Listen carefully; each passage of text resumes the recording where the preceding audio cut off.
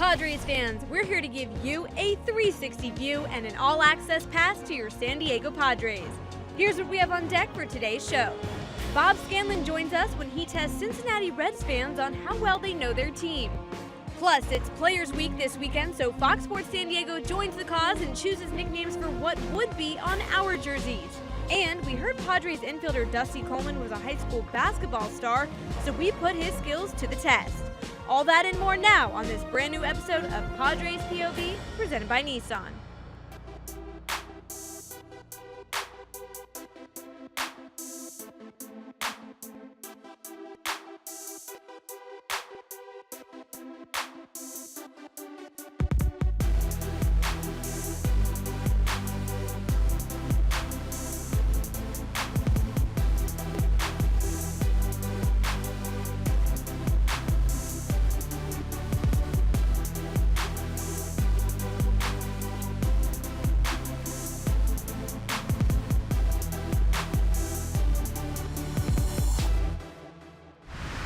Hello everybody and welcome to a brand new episode of Padres POV. I'm your host Michelle Margot. Today we are coming to you from the Padres Hall of Fame because your Friars just inducted a new member, which you'll see later in the show. But first we give it to our own Bob Scanlon, who went on a mission to find out if Cincinnati Reds fans know their team as well as you Padres fans know yours.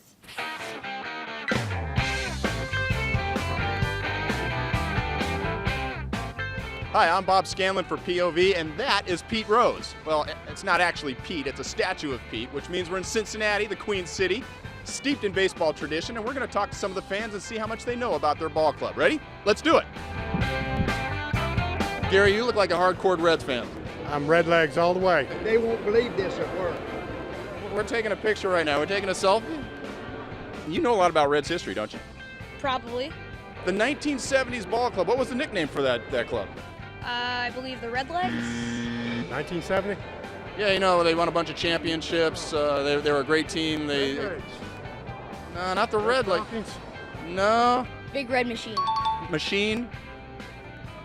Big Red Machine. Big Red Machine. Very nice. Can you name any of the players from that team? Johnny Bench, Pete Rose. Geronimo? Cesar Geronimo? What's he on there then? Tony Perez, Lee May, Pete Rose. Second base, Joe Morgan. Pete Rose. Very nice. Can you name any of the minor league affiliates for the Reds? I can do all of them. I'll do all of them. Bring it on. Rookie A, Billings Mustangs. Single A, Dayton Dragons. That's a tough one, putting me on the spot with those. Daytona Tortugas. Robert Stevenson? The minor league affiliates, the places, the minor league teams? Minor league team. Pensacola Blue Wahoos, and AAA is Louisville Bats. Well, they haven't sent him there, but that Hunter Pence, or the Hunter, new guy we signed, he may be going there. We got the Dayton Dragons right down there. Gary, have you had any beer yet this morning? No, I haven't. You're doing good. Yeah, I never drink when I come to these ball games. Seriously? The Blue Wahoo. Yeah, Something like that. You got it. Yeah. Very nice. Blue Wahoo. Yeah, that's what I was thinking, something like that. Because if I drank one, I want 10. Championships for the Reds. Can you guys name how many and what years they were? 5. I believe 5.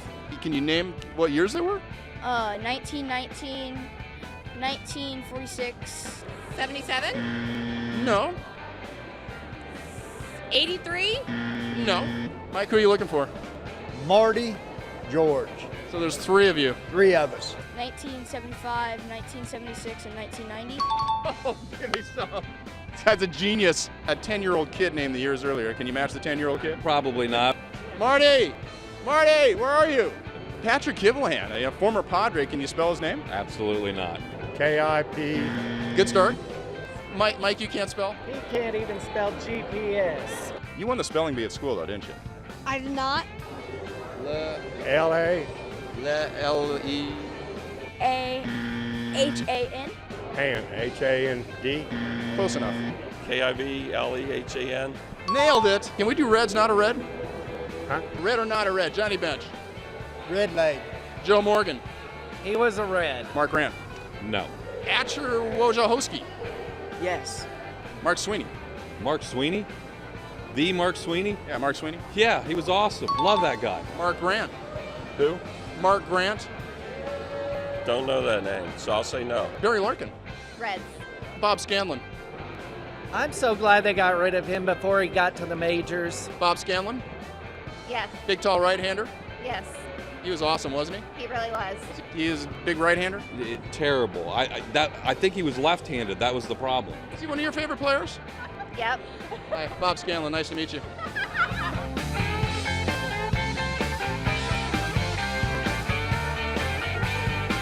Well, there you have it. Some Reds fans know their ball club, some not so much. Great group of people, but I prefer to stick with the Friar faithful. I'm Scan. I'll see you in San Diego. Thanks, Scan. Obviously, Reds fans don't compare to you, Friar faithful. Well, make sure you stay tuned because Dusty Coleman tells us who on the team has the weirdest superstitions. Plus, the Padres honor a former Friar skipper.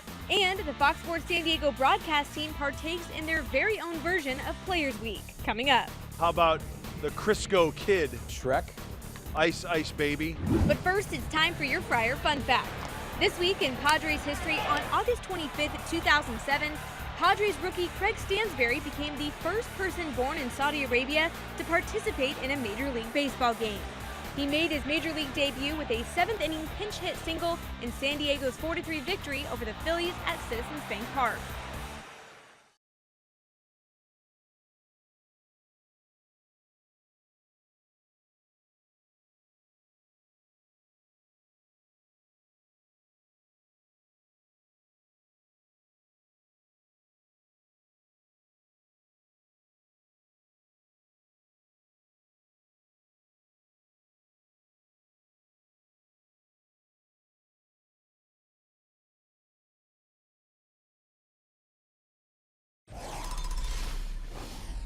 Back here on Padres POV, presented by Nissan, I'm Michelle Margot. We continue here at the Padres Hall of Fame in honor of the induction of former Padres general manager Jack McKeon.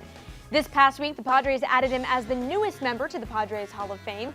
McKeon was a huge success as the Friar GM in the 80s, drafting the likes of Padres legend Tony Gwynn and ultimately led the 84 team to the World Series. Here's a recap of that memorable moment for Jack McKeon. Jack McKeon joined the Padres as general manager in 1980, went straight to work, earning his title of Trader Jack, executing trade after trade, bringing in the likes of Gary Templeton, Goose Gossage, Steve Garvey, and Greg Nettles. Tony Gwynn was also drafted under his tenure, and the NL Championship team in 1984 was formed. No one had more impact on this franchise, on this team, than Trader Jack McKeon. He's a medical marvel. He's a wonder. He's 86 years old.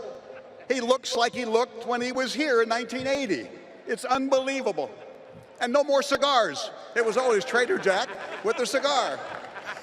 Our Padres organization is truly proud to bestow the honor on Jack McKeon as the newest member of the Padres Hall of Fame. Thank you. Thank you, San Diego. It's great to be back.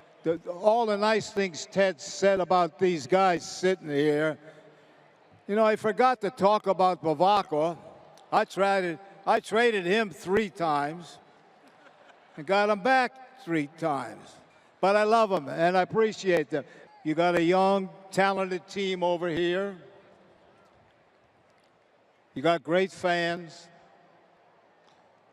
And all I say to you is support your local Padres. Be patient with them. And you will be surprised in the very near future. They will have you witness another World Series game here.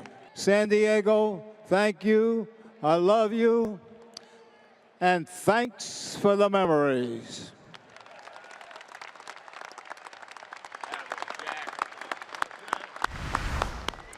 McKeon earned the nickname Trader Jack for his aggressive moves as general manager, and San Diego is forever grateful for all that he contributed to this organization. Speaking of nicknames, this week is Players Week in Major League Baseball, and players get to choose all sorts of things, including what nickname goes on the back of their jerseys. Well, we thought it would be fun for our team here at Fox Sports San Diego to get a taste of Players Week and come up with what our nicknames would be. I am a big fan of the nickname.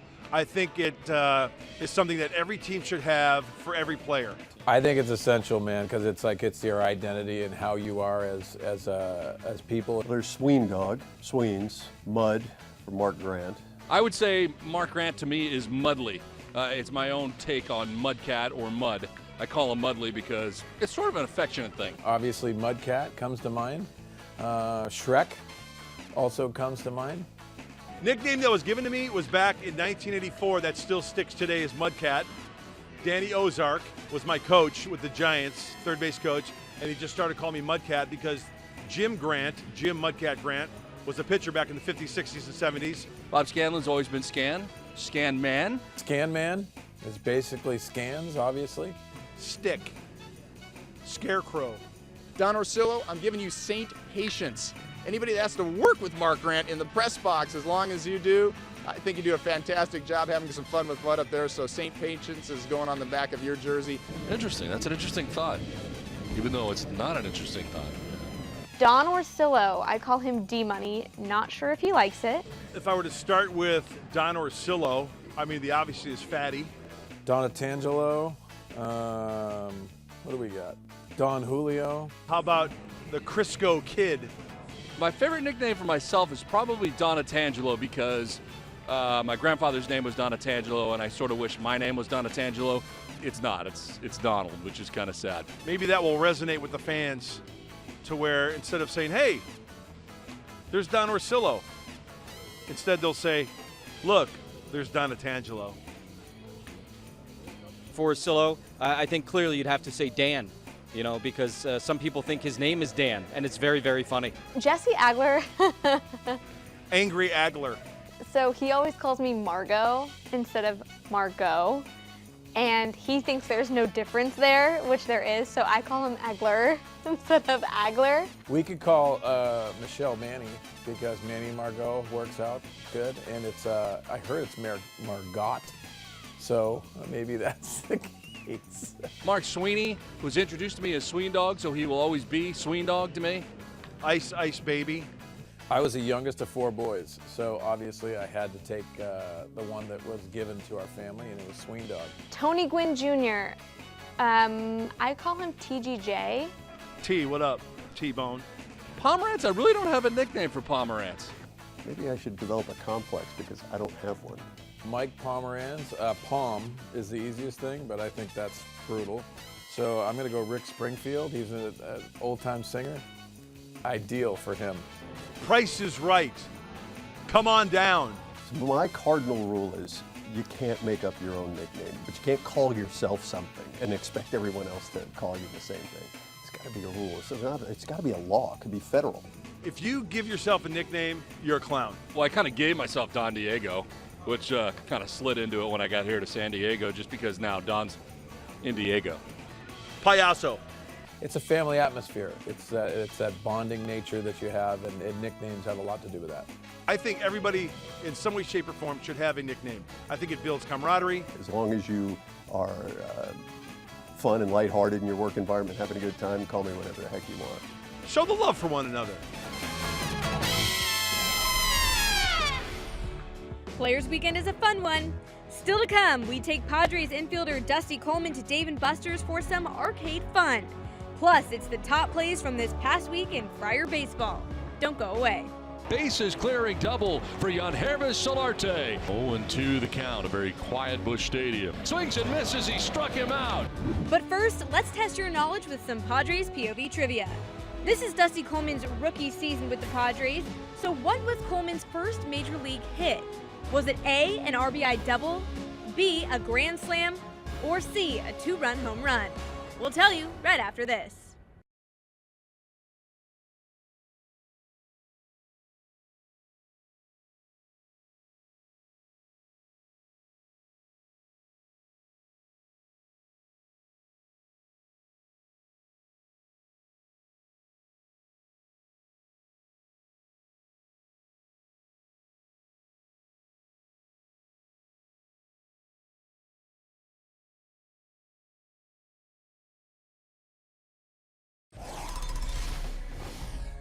Welcome back to Padres POV presented by Nissan. Before the break, we asked you what was Padres infielder Dusty Coleman's first major league hit. If you answered A, an RBI double, you're correct. On July 25th, Coleman smoked an 0-2 fastball into deep center field for the RBI double that brought the Padres within 1 run of the New York Mets. San Diego sports fans, be sure to check out Fox Sports San Diego's newest show, Inside San Diego Sports, airing every Tuesday night after Padres Live, the postgame show. Coming up this week on Inside San Diego Sports, it's a season preview for all you football fans in San Diego. You won't want to miss it. We want to be better than we were the year before, so being back-to-back championships, we're expecting to win another one, and we're expecting to be undefeated this year. High expectations, both academically as well as athletically and character-wise.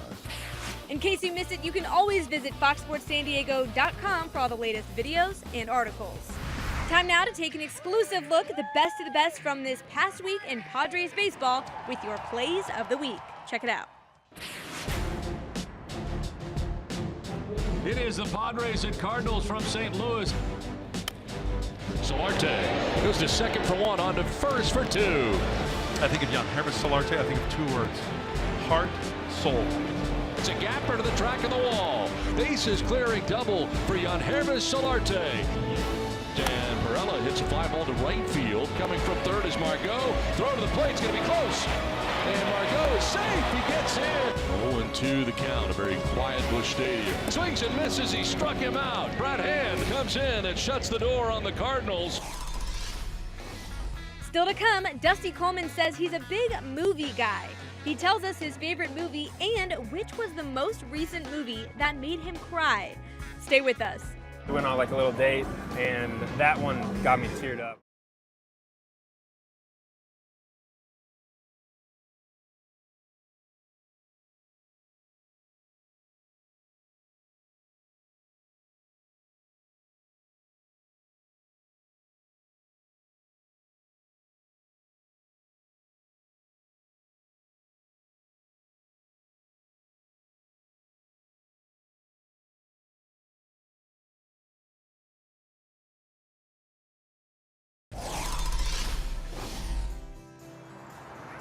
Welcome back to Padres POV presented by Nissan. I'm Michelle Margot here with Dusty Coleman and his wife Sarah, daughter Quinn, son Noah. We are going to spend the day at Dave & Buster's playing some arcade games. You guys ready? Let's do it. You ready? Let's have some fun. All right, so we heard that you were a basketball star in high school. Star's questionable, but I played. I'm going to challenge you to some arcade basketball. You think you can handle it? I think I can. Team Coleman, let's go. A little bit of an advantage. Shoot it, Noah. Jump shot. Hey, I thought you said it wasn't moving. Is that tie? 26-18, I think that's not a tie. Oh my gosh, Noah, we need a rematch. What? When was the last time you were at an arcade? My dad actually used to own one when I was a kid. So for like 3 years when I was in elementary school, I spent like every day at an arcade. I feel like I did better that time. What? 47? Go! Whoa! Do you want to play the football game or do you want to just go eat? It's up to you. Let's do the football game. Whether it's on camera or not, I want to play it. What position did you play in high school? I played quarterback in high school. Oh, really? 130 total yards. Nice. Am I supposed to throw them like an actual football? Yeah. Hand open. Go for the blue one. Oh, okay. Blue one. 80 yards. 80, that's not bad. I'm a little discouraged after that. Your football outing wasn't as good as your basketball. Let's go have some lunch. Let's do it. I'm hungry. Talk some baseball, okay? Worked up an appetite. Okay, so your dad owned an arcade?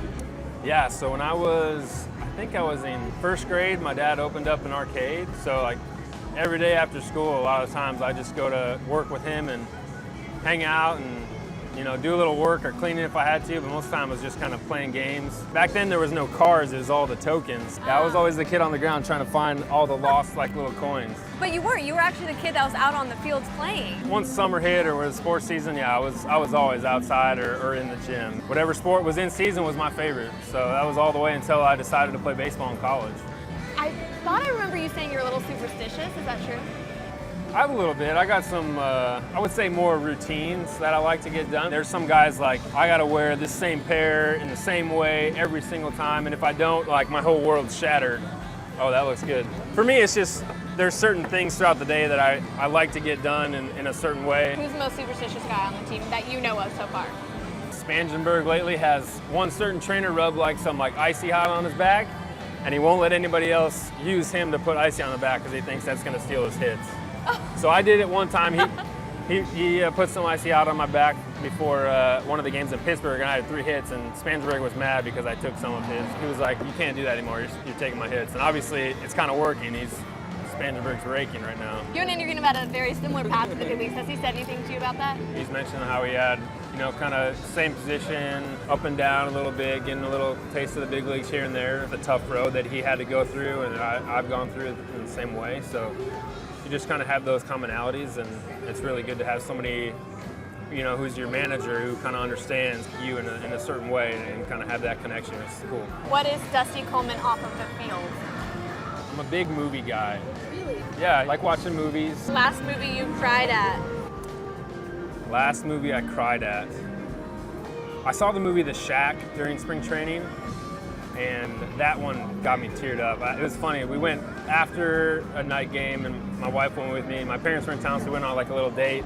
She fell asleep like 10 minutes in, and I was sitting there watching it and like bawling, like tears dropping onto her head, like as she was leaning on me. Just because it's about a dad who loses like a daughter, so I was just had a daughter like 3 months before, so it hit me pretty good. What is interesting about you that we could not Google and find out? Probably that I'm just kind of a goofy little nerd, especially like when I'm at home with the kids. I'll do whatever to make them laugh and don't really care what I look like or sound like. Just kind of a nerd at heart. Well, hey, thank you so much for joining us. I had fun even though you beat me in all 3 games. Thank you. I had a blast too. I love these places. Well, we appreciate your time. All right, thank you.